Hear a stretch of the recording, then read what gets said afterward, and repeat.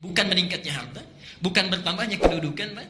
Tapi ciri pertamanya disebutkan oleh Nabi, "May yuridillahu bihi khaira yufaqihuhu fiddin." Oke.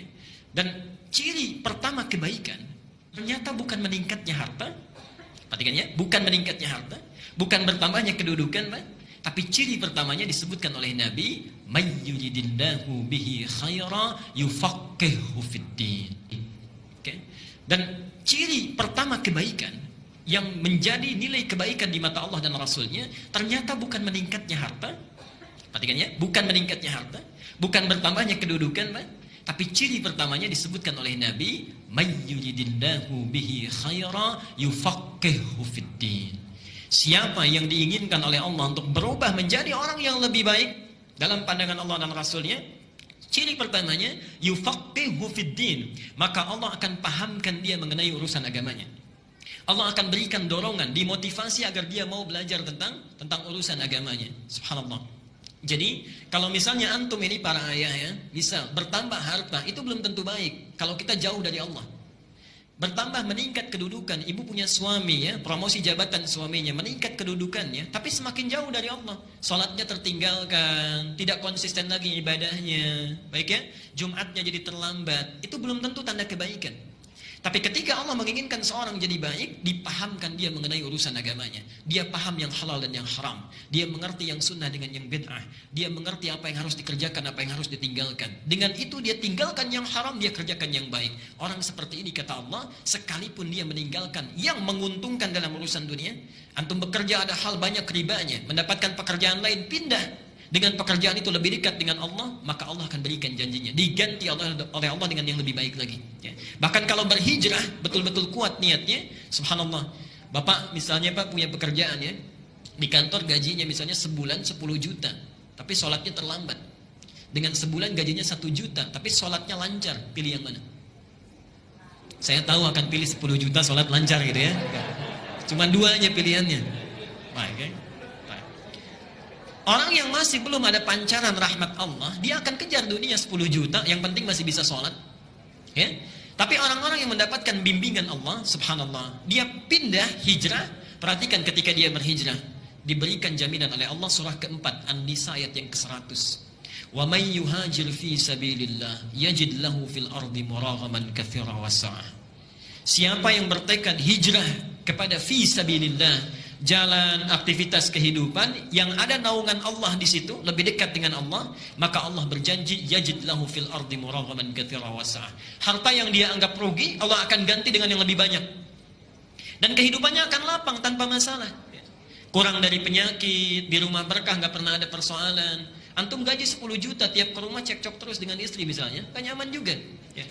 Gaji 10 juta tapi anak selalu sakit. Ya, kemudian cuci darah dan sebagainya, nggak nyaman juga ya. Tapi Allah bebaskan dari segala hal yang bisa mengurangi dalam kenikmatan hidup kita. Nah, yang terakhir, ini sebagai motivasi juga, tidak cukup sampai di situ, itu baru dunia. Baru dunia. Jadi bayangkan, menuntut ilmu itu, ketika kita jalani dengan baik, kata Rasulullah, ini pertanda kebaikan. Yang kedua itu baru dunia. Lihat akhiratnya, lihat akhiratnya. Langsung disebutkan di 4 kitab hadis utama.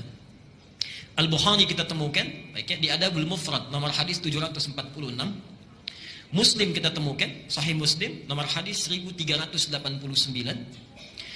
Di At-Tirmidzi, Al-Jami' As-Sahih ya, Al-Jami' As-Sahih atau Sunan At-Tirmidzi, nomor hadis 2682.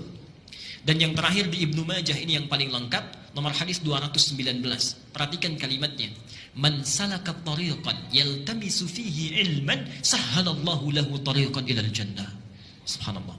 Siapa yang menyiapkan dirinya berangkat dari tempat dia tinggal menuju satu tempat untuk belajar dari sebagian tuntunan agamanya, sekalipun hanya sedikit saja, maka Allah akan ringankan, mudahkan langkahnya menuju surga.